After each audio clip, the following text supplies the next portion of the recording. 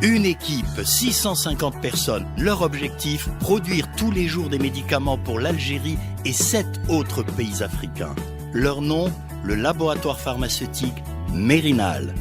Plus d'informations sur www.mérinal.com. Pour Mérinal, votre confiance n'a pas de prix.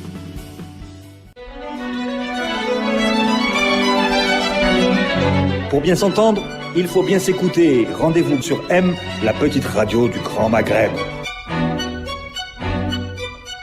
Amis auditeurs, bonjour, on reprend nos bonnes vieilles habitudes. On se retrouve les jeudis matins à 10h avec encore, comme d'habitude, un léger retard. Mais ça s'explique, hein. Ahmed El Ayachi devait être là, il n'est pas là. Abed Sharif, il travaille pour Nesprod, donc il y a des raisons d'être tranquille. Abed Sharif est malade. Et puis Saïd Jafar est parti en vacances plus tôt que prévu. Voilà, je fais le topo. Mais nous sommes très heureux d'être là encore avec vous ce matin. Autour de cette table, il y a Adlen Mehdi qui est revenu, journaliste à l'Ouatan Weekend. Bonjour Adlen. Bonjour. Il y a Qadi Hassan, toujours fidèle, directeur d'Interface Média qui édite Maghreb Émergent, site d'information économique. Bonjour Hassan. Bonjour. Et puis, il y a également Tarek Hafid, directeur de site d'information Impact 24. Bonjour Tarek. Bonjour. Bonjour à vous tous. Merci d'être là. Une semaine, c'était bien long. On a pris plus d'une semaine de vacances finalement. Il s'est passé des choses durant cette semaine, une actualité, une image qui vous a marqué pour faire le tour rapidement, et histoire de planter le décor. Tarek. C'est la manifestation, je veux dire, citoyenne des habitants du village de Ouettaga, dans la wilaya de Betna. Donc, ils sont sortis, plus de 7000 personnes vendredi dernier, pour donc manifester contre l'installation d'une cimenterie. Ils ont une gain de cause, puisque celle-là, elle a décidé d'annuler le projet. Donc, c'est des faits très, très importants dans le même esprit que c'est-à-dire que la citoyenneté, la mobilisation, citoyenne, oui. C'est paye. Aussi, oui, paye, mais c'est aussi dans des régions où on dit, c'est-à-dire que les gens n'ont pas de réaction citoyenne, or c'est totalement faux. Voilà. Hassan. Deux faits plutôt qu'un. Bon, il y en a un, il tombe sous le sens, il est évident, c'est la libération de Hussein Ben Hadid cette semaine. C'est pour moi, ne serait-ce qu'à une échelle personnelle, l'événement de la semaine. L'autre événement, il est passé un peu, et on en parlera tout à l'heure, oui. J'imagine, oui. L'autre événement, c'est l'Algérie a été survolée, les côtes algériennes ont été survolées par Impulse Solar, l'avion qui a fait le tour du monde rien qu'avec de l'énergie solaire. Et je pense que c'est une belle fenêtre d'espoir sur l'avenir. Adlen. Deux événements. La condamnation de Mohamed Talmat à 2 ans de prison ferme. Quelque chose qui est assez choquante. Il y a eu tout un débat, et c'est un journaliste, c'est pas un journaliste, etc. Bon, reste qu'il a été condamné, il fait de la prison pour un délit d'opinion, in fine. Et la deuxième des choses, c'est les événements à Tamanrasset, c'est-à-dire les migrants qui ont été attaqués par des habitants. Alors, on ne connaît pas exactement la vraie version aujourd'hui. Nous, on y travaille à l'Ouatan Weekend pour avoir plus d'informations. Mais c'est quelque chose d'assez inquiétant. C'est inquiétant, et c'est surtout curieux dans cette région de Tamanrasset, pour des populations qui viennent du sud. C'est inédit et c'est curieux. Bon, on aura peut-être l'occasion d'y revenir quand on aura davantage d'informations à ce sujet. Alors, c'est parti. On va rester dans l'esprit de l'émission. La caméra est là. Oui, on va rester dans l'esprit. Pourquoi tu me dis ça? Non. Non, sauf quand je me retourne et que je te regarde. D'accord. Je retrouve mes esprits. Alors, l'actualité, la dernière, c'est celle-là par laquelle on va commencer. La justice a annulé la vente du groupe Al-Khabar à Nesprod, la filiale de Cevital. On est devant un cas inédit. Ce que les avocats ont appelé une affaire politique, et ce qu'il était, souligne les avocats de la défense, est en train de se transformer en une affaire commerciale hyper compliquée, avec des dommages collatéraux immenses. Est-ce que Rabrab, c'est la première question que je vous pose, est en train de perdre sa bataille face au pouvoir? Qui veut prendre la parole pour commencer? Vas-y, Tarek. Est-ce qu'il est en train de perdre sa bataille? Je pense que oui. En tout cas, il est en train de perdre plusieurs batailles. Déjà sur le plan médiatique, avec cette affaire médiatique et commerciale avec l'affaire KBC. Il a perdu aussi, il faut le dire, Hyundai, qui est quand même un élément important dans le groupe Cevital. Il perd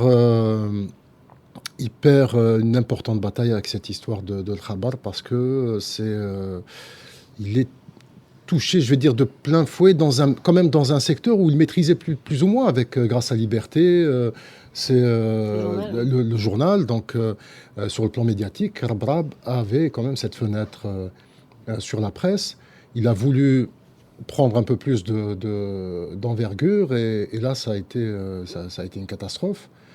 Qu'est-ce qui lui reste comme procédure aujourd'hui, possibilité de... Sincèrement, est-ce que, en fait, cette histoire maintenant, le pouvoir avec cette histoire a réussi à mettre face à face Rabrab et les actionnaires, enfin les anciens propriétaires de Khabar. Et maintenant, est-ce que la prochaine bataille ne sera pas à ce niveau-là? C'est-à-dire que la vente a été annulée, donc lui, il va vouloir récupérer son argent. Ouais, c'est la grande question. Mais voilà, mais donc ça signifie que Rabrab va renoncer. Oui, On n'est pas dans ce cas de figure. Oui, voilà, ça c'est dans le cas, effectivement. La bataille, elle est gagnée ou perdue, ça dépend des protagonistes. Si un des protagonistes ne renonce pas à poursuivre la bataille n'est pas perdue. Alors, ne serait-ce que sur le plan juridique, déjà, il y a la possibilité de faire appel. C'est une décision en première instance.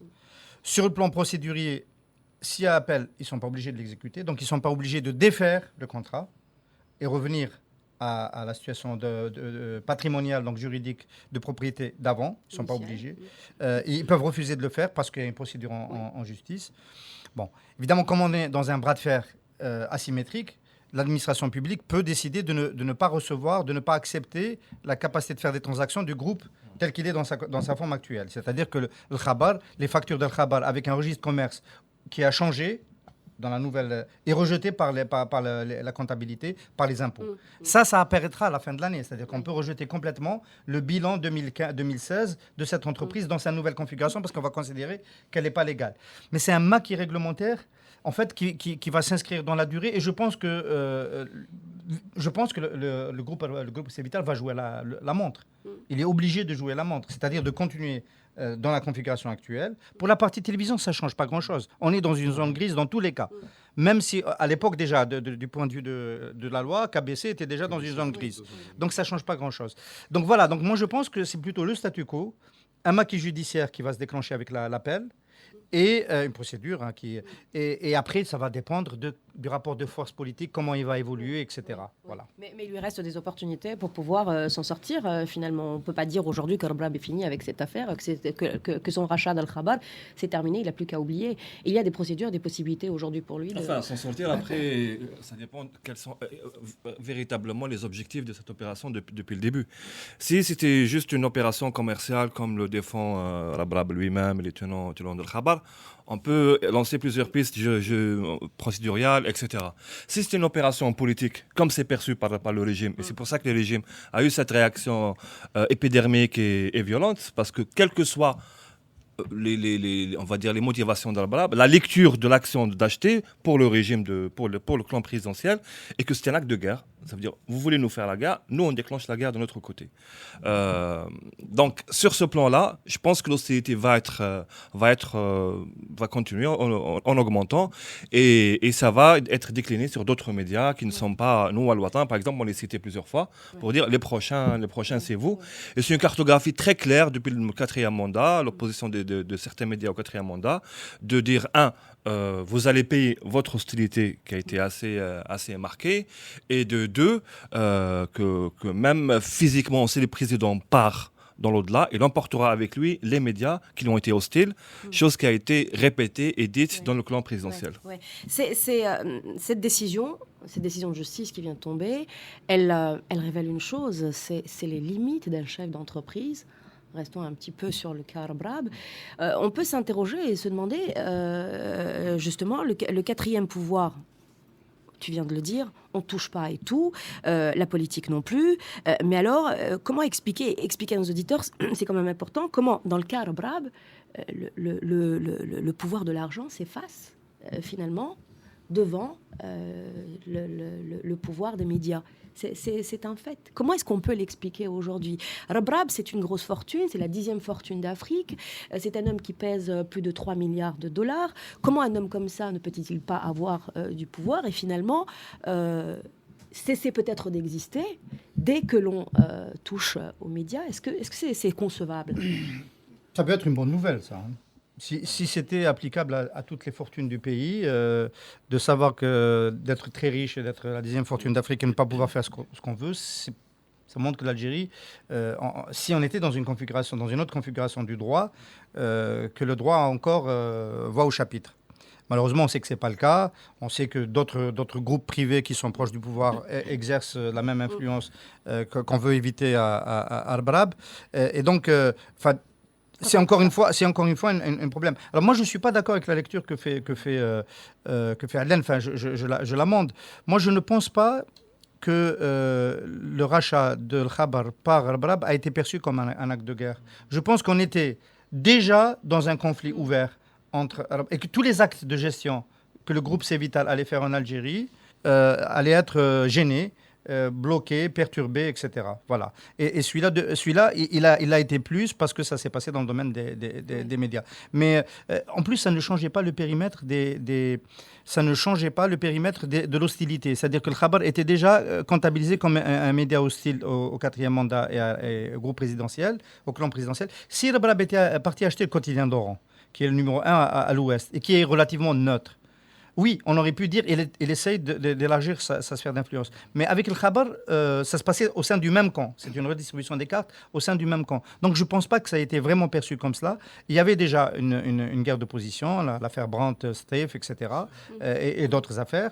Et donc et ça a pris cette dimension-là avec la presse, parce que c'est particulier. Ce qui est impressionnant pour aller dans ton sens aussi, c'est que même l'APS, qui est très réservée par rapport aux commentaires sur cette affaire, a quand même écrit hier, elle a décrit Arbrab comme étant en délicatesse avec les pouvoirs publics.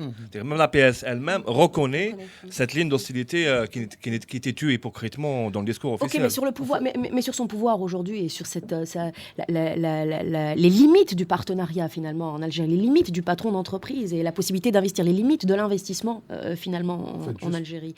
Ça nous interpelle quand même. C'est assez dans l'affaire Arbrab-Khabar, je pense que ce qui a été perçu comme un acte de défiance, en fait, ce qui intéressait le plus Arbrab et ce qui faisait le plus peur au pouvoir, c'est KBC. C'est le fait que Arbrab puisse posséder sa télévision. Parce que, en fait, ce qui se disait avant le rachat du groupe Al-Khabar, c'est que Arbrab refusait de lancer une télévision tant que la législation ne serait pas claire, ne serait pas adoptée. Voilà, on en parlait depuis longtemps. Ensuite, il y a eu une information disant que Arbrab allait installer sa télévision en France. Et tout de suite après, il y a eu cette histoire de rachat du groupe Khabar. Un groupe Khabar qui est composé du journal et aussi donc journal avec les imprimeries, avec l'entreprise de distribution. Et aussi donc la télévision KBC. Mais KBC, il s'avère que KBC n'avait pas son accréditation. Non, aucune n'a d'agrément, mais n'avait pas son accréditation pour installer son bureau ici. C'est pour ça que Khadid disait qu'elle était dans une zone grise. Je pense qu'effectivement, le fait de pouvoir, au même titre que Khalifa TV à un certain moment, le fait qu'un homme d'affaires puisse avoir... Un homme d'affaires qui n'est pas affilié au clan du pouvoir actuel puisse avoir une télévision, je pense que ça faisait quand même assez peur. Donc le pouvoir des médias est plus fort finalement que le pouvoir de l'argent. Ça, le pouvoir du pouvoir est plus fort. C'est possible ça? Non. Là, moi, je pense que c'est pas le pouvoir des médias. Moi, c'est pas le pouvoir des médias, c'est le pouvoir politique. C'est l'arbitraire, le pouvoir politique, le téléphone. On appelle le ministre, le garde des Sceaux, enfin le ministre de la Justice, donne des instructions au ministère public on applique la loi unilatéralement. Il n'y a pas eu de le référé est une bouffonnerie. La décision de justice, il paraît qu'il ne faut pas critiquer les décisions de justice, n'en est pas une parce que, du point de vue de l'application de la loi, l'article 25, la même personne morale ne peut pas détenir deux périodes équivalents. Elle n'est pas applicable dans ce cas parce que Nesport n'est pas l'entreprise de Al-Khabar. Maintenant, après, si on veut verrouiller, on peut créer d'autres textes de règlement, mais ils n'existent pas. Du point de vue de la loi telle qu'elle est là, c'est possible d'être propriétaire de l'un et de l'autre. Voilà. Donc, c'est pas le pouvoir de... Moi, je rappelle que... Bon, on pourra en parler après. Enfin, cette bataille, d'abord par rapport au pouvoir. Par rapport à l'argent.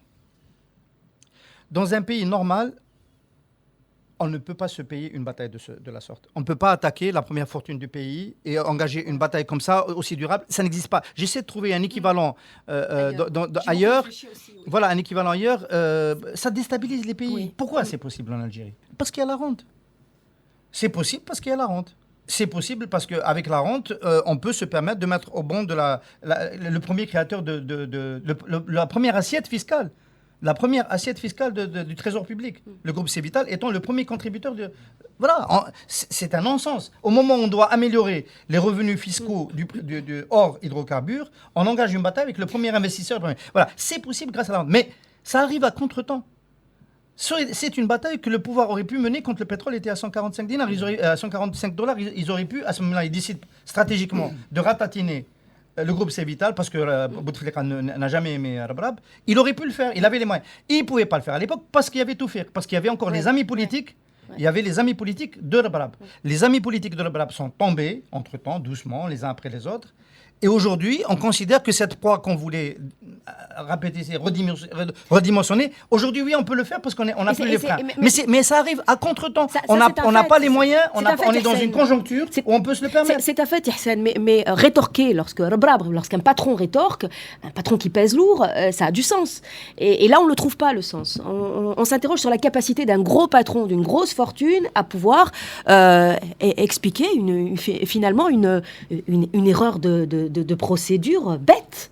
Abd Sharif aurait été là, il t'aurait dit, le grand patron, il a été vidé de l'hôtel Horaci. Pour te dire où on en est en Algérie. Voilà, donc quand on est un grand patron, on n'a pas de réseau, on ne peut pas s'en sortir. Quand on s'est affranchi du pouvoir...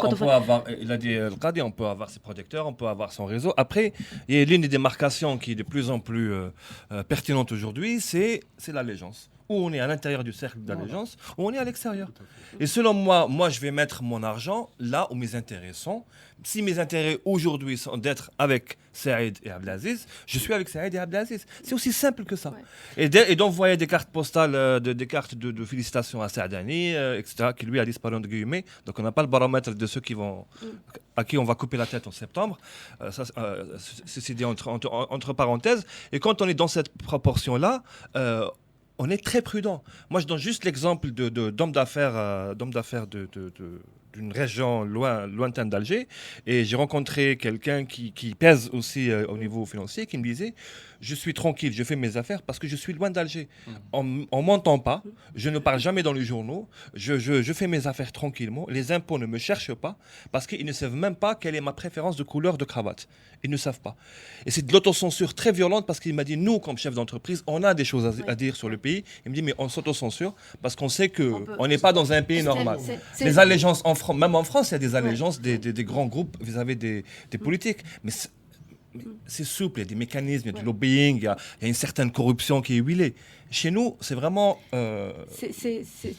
beaucoup plus brutal, on va dire, au point où on peut vider Rabrab de l'Horaci comme si on sortait Ça veut dire, en fait, on va terminer là-dessus parce qu'il faut qu'on parle aussi de la presse et de l'Khabar. Est-ce que finalement, un chef d'entreprise peut grossir tranquillement aujourd'hui? Apparemment, la réponse est non.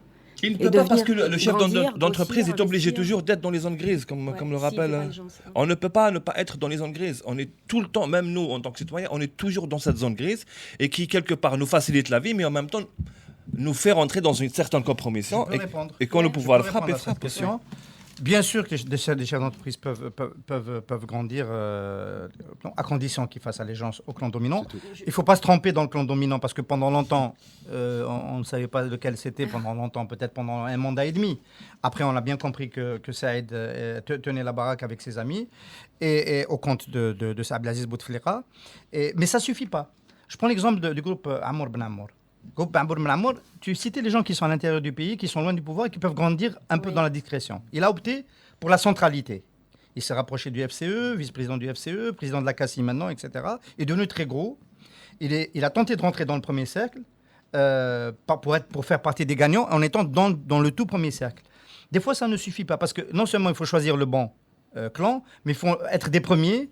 Et puis, il faut trouver les bons codes, etc. Ce n'est pas valable pour tout le monde. Il vient de se faire annuler par le gouvernement l'acquisition de Riyad Corso, une grosse opération de privatisation qui a été annulée Et c'est un gros coup pour lui parce que c'est un investissement dans la, notamment boulangerie industrielle. Et donc, il est un peu en disgrâce. D'ailleurs, on a bien noté son absence à la soirée FCE de levée de fonds pour l'emprunt national. Donc, voilà, on peut grossir, on peut jouer le jeu du camp dominant, mais on peut faire des erreurs. On ne se casse pas pour autant. Il n'est pas dans le cas de Vital, il est toujours adoubé, il est toujours dans le camp dominant, mais il n'est pas à la hauteur de Haddad. En un mot, quelles sont les limites de la liberté d'investir en Algérie? Les limites de la liberté, c'est vraiment la politique, c'est les médias. Le problème, c'est qu'on ne peut pas connaître les limites, on ne sait pas où sont posées les lignes rouges. Je voudrais juste rajouter une chose sur Rabrab. Rabrab avait quasiment le monopole sur l'huile, sur le sucre.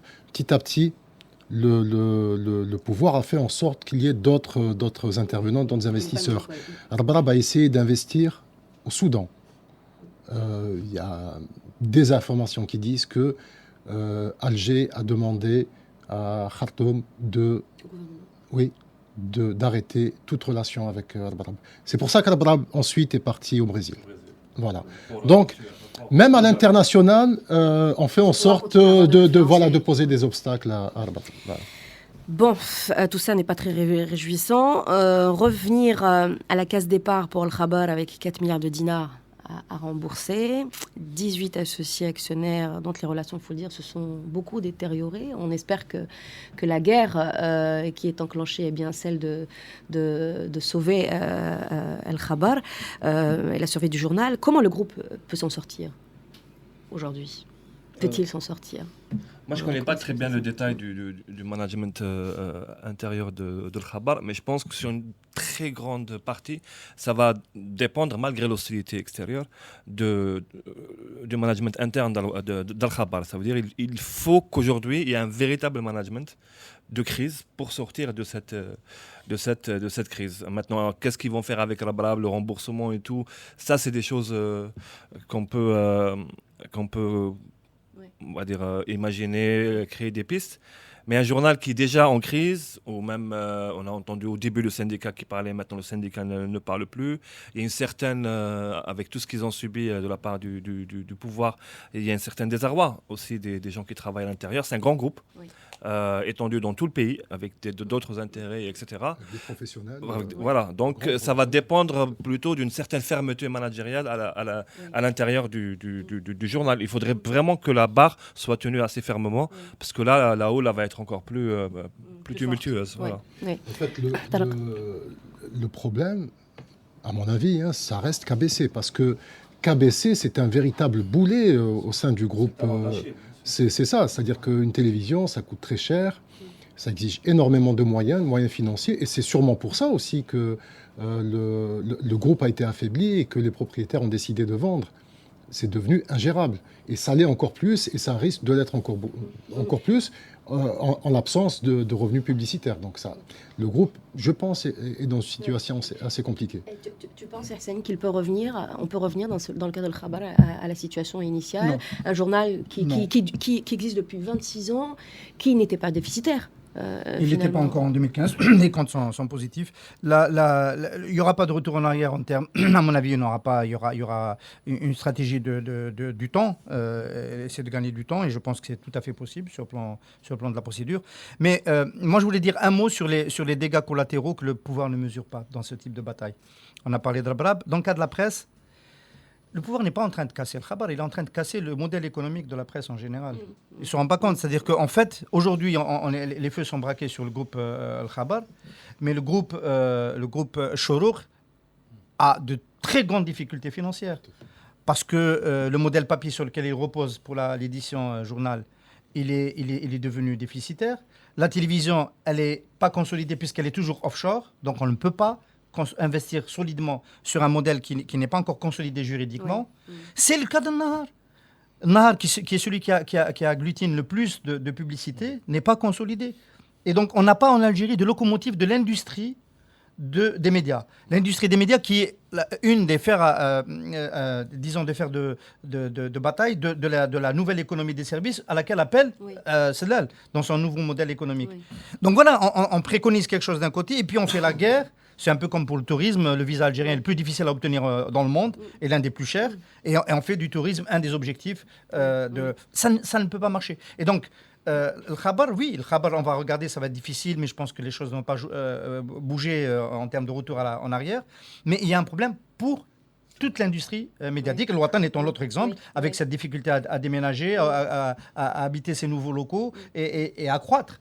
Voilà. Donc, on ne se rend pas compte, on se rend pas compte. En fait, on marque un but contre son camp parce que des médias prospères, puissants, c'est pas des médias juste contre le pouvoir. C'est de l'industrie, c'est des emplois qui sont créés, c'est l'image de l'Algérie. C'est une grande vitrine et Bouteflika est en train de massacrer cette vitrine. C'est de l'influence aussi, autant absolument, au niveau régional, au niveau mondial. Bien sûr. Adlan, tu peux nous dire un mot sur où en est la situation d'Al-Watan, puisqu'on moment, aura une parenthèse. Toujours le statu quo, ça veut dire on attend toujours. Vous n'êtes toujours pas au site. Non, on n'est pas encore là-bas. Non. On est toujours les hôtes de la maison de la presse, qui est une ancienne casa, il faut le rappeler toujours. Tout le temps. Mehdi Ben Aïssa, le directeur de KBC, Riyad Hartouf, producteur des 2 émissions qui ont été arrêtées. Il y a aussi la directrice du ministère de la Culture qui a donné l'autorisation de tournage, Noran Jay, qui vont rester en prison jusqu'au 18. La décision de liberté provisoire a été rejetée. On ne peut pas dire que le corporatisme a fonctionné cette fois. Qu'est-ce que vous en pensez, messieurs? Tu trouves qu'il n'y a pas eu de solidarité? Je pense que dans leur cas, si, quand Si, les gens quand se même. sont mobilisés, il y a eu... Suffisamment? Beaucoup moins pour Talmat, bien sûr, parce que Oui, mais bon, autour, mais non, je crois qu'il y a eu un mouvement, il y a eu les artistes, les comédiens, il y a eu des mouvements comme ça. La presse, on va dire, comme... Pas Nahar, pas Chorouk, bien sûr, mais la presse est solidarisée avec eux. Je trouve qu'il y a eu un véritable mouvement de solidarité. Mais c'est jamais assez, hein, c'est vrai. C'est jamais assez.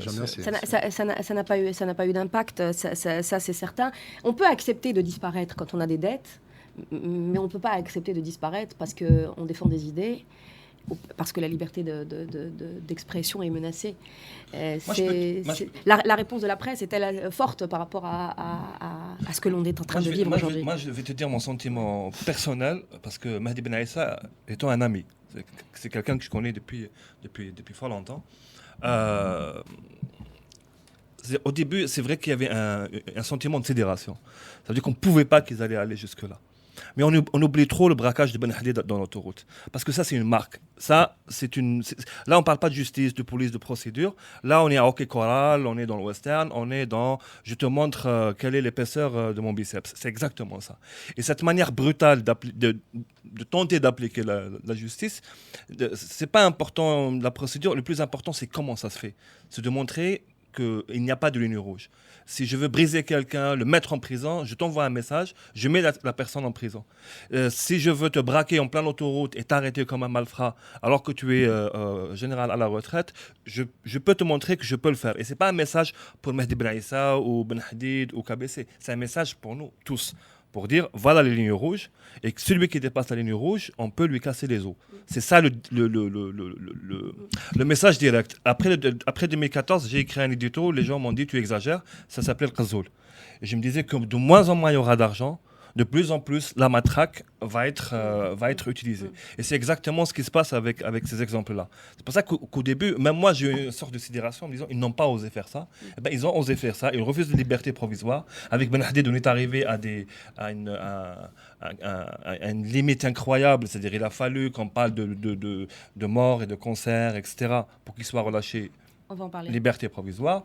Et pour Mehdi Ben Aïssa et les autres, ça va être de la même manière. Il y aura cette manière brutale de montrer les limites que le pouvoir a instaurées. Bon, ben voilà. Alors, la libération de Ben Hadid, on va y revenir juste après cette petite pause. La pub, à tout de suite. Qui a dit que les Algériens n'étaient pas capables du meilleur? Parlons du laboratoire pharmaceutique Mérinal. Né à partir d'une officine de quartier, Mérinal a débuté sa production en 2002. Toute petite déjà, cette entreprise voulait offrir la meilleure qualité à son pays. Aujourd'hui, 500 Algériens rigoureux et soucieux de votre bien-être travaillent tous les jours pour offrir le meilleur à l'Algérie et aux 7 pays où Mérinal exporte. Là, moi je dis que je suis fier d'être algérien. Vous n'êtes pas d'accord ? Pour Mérinal, votre confiance n'a pas de prix. Alors c'est parti, merci de nous accompagner jusqu'au bout. Le débat continue ce matin autour de table avec Tarek Hafid, Al-Qadi Hassan et Adlan Mehdi. On a parlé de la presse en début d'émission. L'autre actualité, c'était la libération du général Ben Hadid. L'absence d'acte de procédure, est-ce que c'est ça qui a joué cette fois pour la libération du général, parce que c'est autre chose? Comment est-ce qu'on explique que le général Ben Hadid, qui est en prison depuis presque un an, là, maintenant, a été libéré? Il a fait 9 mois et 11 jours de détention préventive, sans aucun acte d'instruction, effectivement. Il est malade, il est très malade. Alors, ce qui s'est dit, ce que disent ses avocats, Maître Bouraï et Maître Mechri, c'est qu'il semblerait que là, on ait requalifié l'accusation. La chambre d'accusation a requalifié donc les chefs d'inculpation. Ce n'est plus entreprise de démoralisation de l'ANP qui est passible de la cour criminelle, et c'est devenu outrage à corps constitué, qui est passible du correctionnel.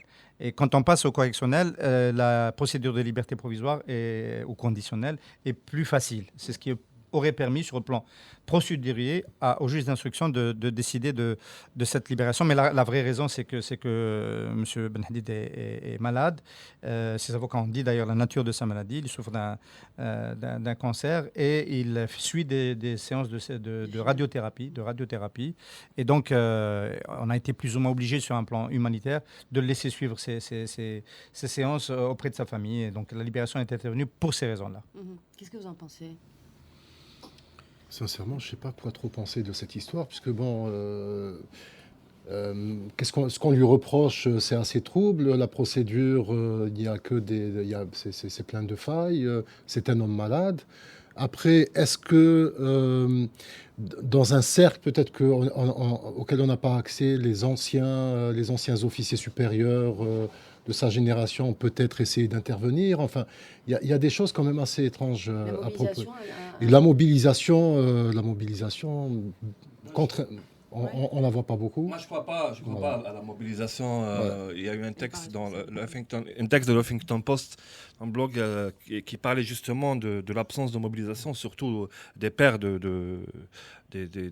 collègues de Ben Hadid qu'on n'a pas entendu, à part les rares voix de l'association des retraités, qui a fait quand même un acte de présence, on va dire, plus humanitaire, parce qu'il ne voulait pas un peu braquer le chef d'état-major, et aussi le texte du général Rdiri dans le Watan, qui a été traduit en arabe, qui appelait à la libération. À part ces deux actes, il y a eu une absence totale de tous les officiers généraux de l'armée, et je trouvais ça assez désolant que Ben Hadid soit abandonné par ses propres collègues qui sont rentrés dans des considérations de est-ce que je dois être solidaire et pourquoi, et voilà, des petits calculs,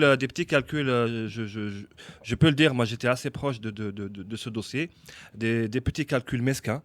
Parce qu'à côté, il y avait la santé d'un homme et l'honneur d'un homme. Et on a préféré faire des petits calculs. Ça a été quelque chose d'assez décevant de la part de ceux qu'on présente comme étant des faucons, des généraux qui réfléchissent, etc. Il y a un autre mythe qui est tombé, c'est le mythe du général algérien qui ose. Ça, c'est très bien. Deuxième des choses, je rejoins Qadi, je pense que c'est l'état de santé du général Ben Hadid, la médiatisation autour de l'état de santé qui a peut-être précipité sa libération. Et on verra justement maintenant, est-ce qu'il y aura une véritable procédure maintenant qu'on est en correctionnel et que ça a été requalifié. Ce qu'il faut comprendre pour ce type de procédure, c'est que nous sommes dans un cas qu'on avait un peu perdu l'habitude de traiter, qui est celui de la détention pour délit d'opinion. C'est le détenu politique. Ben Hadid est en quelque sorte le plus grand détenu politique du 4e mandat. Le premier d'une nouvelle série. Talmat en est un autre maintenant. Les gens de Nesprod et Madame Ndjaye, d'une certaine façon, aussi. Donc quand on est dans des procédures de ce type, on est inévitablement dans l'arbitraire. Après, comment la procédure, comment l'appareil de justice essaie de mettre en conformité avec les chefs d'accusation, etc., c'est toujours très délicat. Et ça débouche sur des impasses et des non-sens. Le non-sens dans l'affaire Ben Hadid, c'est que pendant tout le temps où il a été détenu, il n'a pas été écouté. Je me suis proposé pour être témoin auprès des avocats de la défense. Oui. Parce que dans l'acte d'accusation, il y avait le mot entreprise de déstabilisation. Entreprise, ça signifie qu'il y a des collègues, une conspiration, etc. Et moi, qu'il avait donné l'interview sur voilà, je voulais apporter le témoignage que l'entretien qu'il a tenu avec nous à Radio M était tout à fait spontané et c'était nous qui étions à l'initiative de cet entretien. Il n'a pas été retenu, cette offre de témoignage. Peut-être que ça se fera si un jour il y a un procès, mais il faut retenir détenu politique, procédure arbitraire, et donc ça peut finir de manière arbitraire. Et peut-être qu'il n'y aura jamais de procès. Voilà. Ouais. La question de l'obligation de réserve, la loi sur l'obligation de réserve, finalement, elle revient d'actualité ou pas? Est-ce qu'on risque d'en parler encore aujourd'hui, maintenant que le général Ben Hadid est libéré provisoirement, rappelons-le quand même? Je crois que l'actualité la plus intéressante, c'était le commentaire de Khaled Nazar, qui était sorti un peu de sa réserve en parlant, en dépassant un peu les limites de cet accord secret entre les deux clans, si on peut parler de deux clans, les anciens janvieristes et l'actuel commandement militaire, la tête du commandement militaire, en parlant de tentatives d'aventure, de mégalomanie, etc. C'est quelque chose de très grave dans la bouche de Khaled Nazar, qui n'est pas poursuivi, lui aussi, par le chef d'état-major, bizarrement. Mais bon, peut-être que chacun a ses raisons. Mais là, on est allé très loin parce que Nazar explique que cette loi de droit de réserve, elle est exclusivement faite pour faire taire les opposants à une certaine option du chef d'état-major. Il n'est pas poursuivi, mais moi je tiens d'une source assez bien informée qu'on lui a envoyé un message pour lui dire qu'il peut aller en prison. On lui a envoyé un message précis dans son entourage pour lui dire qu'il doit se tenir tranquille et qu'il pourrait aller en prison. D'accord. Alors, cette loi, je pense qu'il faut voir les choses d'une façon assez globale, comme disait tout à l'heure Adlan, pour cette question de Qazol. En fait, depuis ce quatrième mandat, on veut faire taire tout le monde. Donc, les anciens officiers, on fait taire les parlementaires. Actuellement, les parlementaires, il y a le cas de député Missoum qui n'a pratiquement plus le droit d'intervenir. Il n'a même plus son usine de lait. Il va la perdre. Il n'a plus de lait pour son usine, de lait en poudre. Le problème aussi des chefs d'entreprise, la presse. En fait, c'est toute la société qui est maintenant passée en mode silence. Donc, c'est essentiellement, on fait intervenir la justice. Pour certains, on fait intervenir les impôts. Enfin, dans d'autres cas, par exemple, quand c'est des entreprises de presse, on fait en sorte de verrouiller la publicité. Donc, on va vers une société en mode silence. C'est le magnifique état civil annoncé par exactement, tout à fait. Et les officiers de l'armée ne sont pas exempts. Voilà. Et les officiers de l'armée ne sont pas exempts. Bon, alors, on va Excuse-moi, je peux rajouter aussi un élément. Rapidement. Les magistrats. Oui. Les magistrats ont essayé de créer un autre syndicat autonome et ils ont été totalement laminés. Certains ont même été mutés dans le sud. Ouais, c'est bien voilà. de le souligner. Donc ça, c'est vraiment, il faut prendre les choses d'une façon globale pour voir un peu ce qui est en train de se passer depuis un an, on va dire. Donc il faut faire attention à ce qu'on dit, c'est ça après. Bon, on a toujours fait attention à ce qu'on disait. Oui. Ils font surtout attention à ce qu'on dit. L'été sera chaud, on verra bien. La question du Sahara occidental, on ne va pas terminer sans en parler. Le Sahara occidental a un nouveau président, il s'appelle Brahim Ghali, il succède à Mohamed Abdelaziz, à la tête du Front Polisario aussi. Décédé, Mohamed Abdelaziz, rappelons-le, décédé il y a 2 mois, presque 2 mois. Maintenant, 2 mois et demi. Un long parcours. Brahim Ghali a un long parcours politique, mais aussi de militant. Mais c'était le seul candidat. Brahim Ghali, est-ce que c'est un bon choix aujourd'hui? Qui est cet homme? Est-ce que c'est le bon pour l'avenir du... Pour eux, pour les Sahraouis, c'est sûrement le bon. En fait, Brahim Ghali fait partie de cette génération donc de jeunes militants au début des années 70 qui ont décidé de créer le Front Polisario. Il a été le premier secrétaire général du Front Polisario. Membre fondateur, tout à fait. Brahim Ghali, comme en tout cas ce groupe de militants, en fait, ce sont des gens qui ont un parcours très très intéressant parce qu'ils ont été étudiants déjà du temps sous la colonisation espagnole, ensuite étudiants au lycéen, ensuite chef de guerre. C'est son cas. Brahim Ghali a été ministre de la Défense sahraoui. Il a été donc c'est un poste politique. Ensuite, il a été diplomate. Il a été à Madrid. Son dernier poste en tant que diplomate, c'était ici à Alger. Oui. Il a participé aux négociations donc politiques dans un cadre, c'est-à-dire international. C'est quand même... Et en fait, il y a ce cumul d'expériences qui est très intéressant. C'est un personnage qui maîtrise très très bien ses dossiers, en tout cas concernant la relation autant avec Alger. Il connaît parfaitement la scène politique espagnole, la scène politique marocaine, la scène politique française, et tout ce qui touche... On dit que c'est un dur, est-ce que c'est vrai? Est-ce que c'est ça peut avoir une parce influence sur l'avenir de... En fait, avec toutes ces casquettes, toutes les casquettes de Brahim Brelli, donc politicien, en politique, diplomate, c'est surtout celle de militaire qu'on retient, effectivement. C'est-à-dire que c'est quelqu'un... Il a levé une armée contre les Espagnols, contre les Marocains, contre les Mauritaniens plus tard en 1976, c'est ça? Oui. Ouais. Oui. Est-ce que ce parcours-là peut avoir une influence aujourd'hui sur l'avenir du Sahara occidental? Est-ce qu'il peut trancher déjà avec quelqu'un comme Mohamed Abdelaziz qui est décédé et qui était quand même, quoi qu'on dise, quelqu'un de serein, quelqu'un de sage, quelqu'un qui n'a pas beaucoup bousculé la communauté internationale, ni les Marocains finalement? Est-ce que lui peut trancher avec cette attitude? Je pense que si la décision de reprendre les armes doit être prise, je pense que c'est la personne idéale. En tout cas, il le fera en toute responsabilité. Hassan? Bon, le choix de... Bon, je déplore déjà le mécanisme. Bon, on peut le déplorer. En 2016, bon, le FLN je vais peut-être choquer un peu nos amis marocains, mais je fais des parallèles avec le FLN algérien face à la colonisation française et avec l'OLP face à l'occupation israélienne, parce que nous sommes dans une configuration semblable, même si il y a plus de raisons que ça finisse différemment. Mais voilà, on est obligé parce qu'on est dans un mouvement qui se réclame de la libération nationale et on est dans ce type de configuration. Je déplore qu'en 2016, on ne puisse pas passer par un autre type de mécanisme de nomination des dirigeants. On peut être plus moderne. Je ne sais pas comment font les FARC face à Bogota, mais voilà, on aurait pu penser à un mécanisme différent. Ça nous a rappelé le FLN d'avant.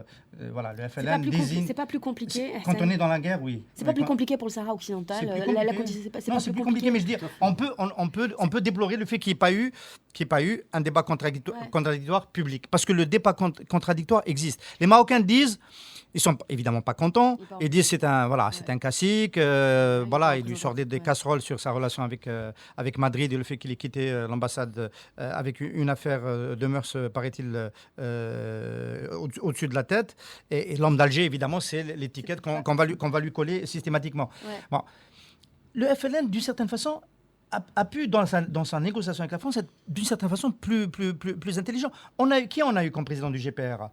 On a eu un centraliste qui n'a pas fait le coup de feu au départ. On a eu d'abord Farhat Abbas, qui était le plus proche en politique de la France et qui était une invitation au dialogue. Et on a eu ensuite, quand il y a eu la crise, on a eu Ouassem Ben Youssef Ben Khedda, qui n'était pas favorable au déclenchement au départ. C'était un centraliste.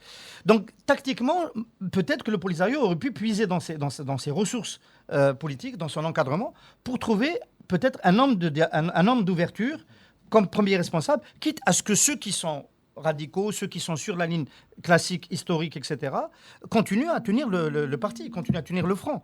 Donc je pense que c'est un peu dommage et ça ressemble à une solution quatrième mandat. Ça ressemble à une solution la plus courte, la moins innovante politiquement et c'est dommage. Ça ne veut pas dire que ça change fondamentalement les choses sur le fond. Sur le fond, ça changera quand Alger et Rabat accepteront de faire un pas l'un vers l'autre. Sur le fond, ça ne change pas grand-chose. Mais le Polisario aurait pu dépoussiérer son marketing politique à l'occasion de cette transition. Tu nous renvoies à la fameuse question qu'on avait posée la semaine dernière. Est-ce qu'on peut, oui ou mal, voter dans le cas du Sahara occidental? C'est la pas question, le peuple qui a voté.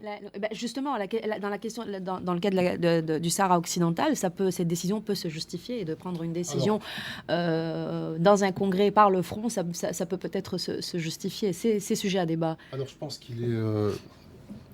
C'est vrai que c'est intéressant ce que tu dis, tout à fait, Qadé, mais il faut éviter quand même de comparer ce qui s'est passé durant la guerre de libération en Algérie, ce qui se passe actuellement au Sahara occidental.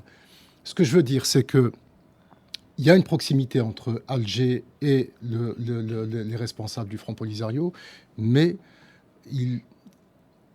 c'est-à-dire ce qu'ils font, eux, ils le font selon des critères et une culture et une réalité qui leur est propre et qui leur sont propres.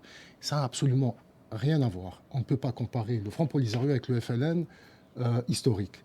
La situation est totalement différente. Alors, ce qu'il faut savoir, c'est que le secrétaire, il est relié au même titre que Mohamed Abdelaziz est secrétaire général du Front Polisario. Donc c'est une organisation de lutte, de libération, mais en même temps, il a le statut de chef d'État parce qu'il est président de la RAST.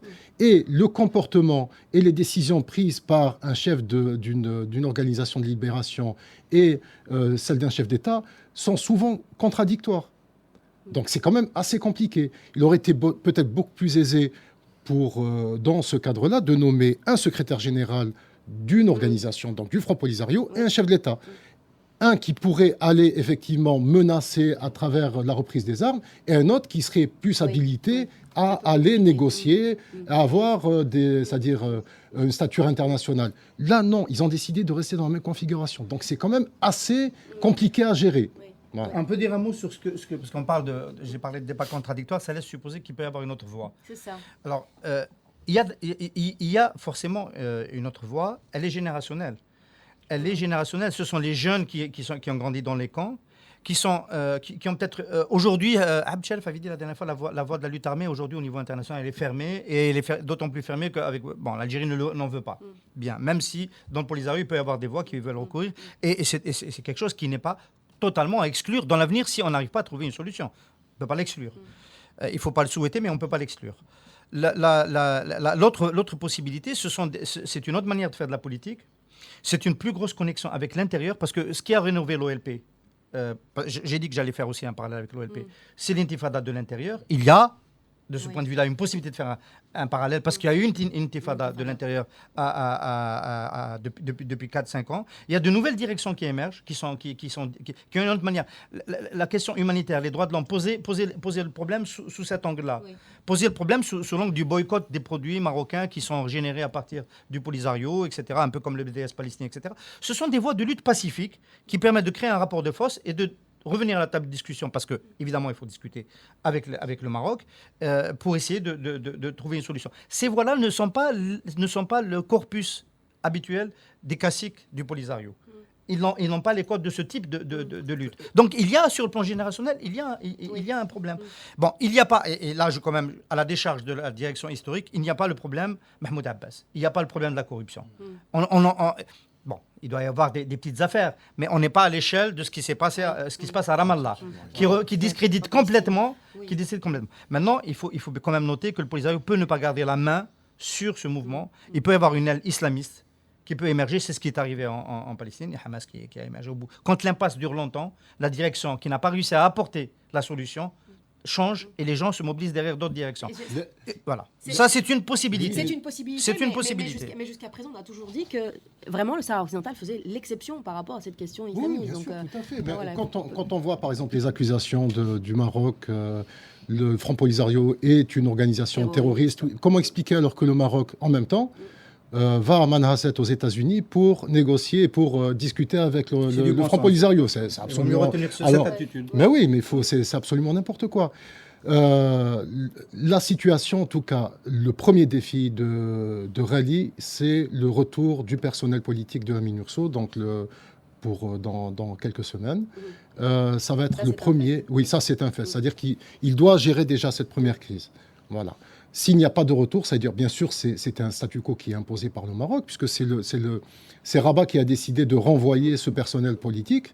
Donc, l'ONU a demandé à exiger à ce que ce personnel revienne, à ce qu'on revienne à la configuration initiale de la MINURSO.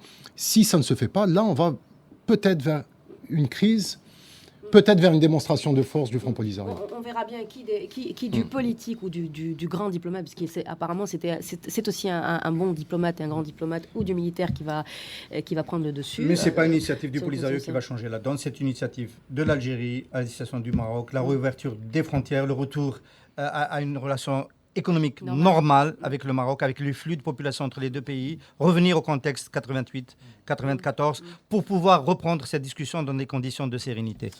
C'est l'application du droit international. Exact. Avant tout. On va terminer là-dessus. On a fait le tour, voilà, c'est terminé. Somia nous le rappelle, c'est fini. On vous donne rendez-vous la semaine prochaine. Il ne restera plus que 2 émissions avec la semaine prochaine. On passera ensemble les derniers jours du mois de juillet. Voilà, je vous souhaite une belle semaine. Merci de nous avoir prêté attention. À très bientôt.